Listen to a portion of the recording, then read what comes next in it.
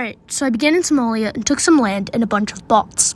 I didn't notice how weak Turkey was, however.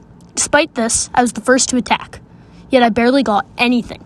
Almost immediately after, player 490 full sent Hallex, and my not-so-great position improved a lot, especially after Azerbaijan collapsed. Shortly after that, Astro fell too, and then a second Turkey. I was suddenly doing well, but Africa was stagnant. Then, in what seemed like an insignificant event, Muhammad left the game. I had a tiny border, and only gained a small sliver of his territory. Still, I gained a coastline with the Mediterranean, resulting in a quick takeover of southern Greece.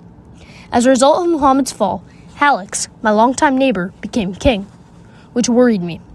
Shortly after, Nolog, one of the larger nations, asked me to invade Hallex, so I attacked Madagascar. Almost immediately after, my northern neighbor began to fall, and I jumped on the chance, abandoning the operation against Hallex. Then, in yet another twist, Nolog began to collapse. I immediately took the opportunity and gained a huge part of Europe. Hallex soon began a random attack on Sultan Iskandar, a large territory in Asia.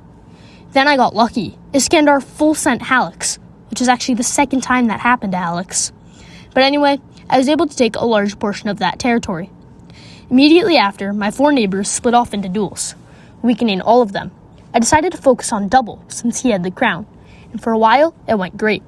I then gained the crown after a short invasion of France and a couple of attacks on Double.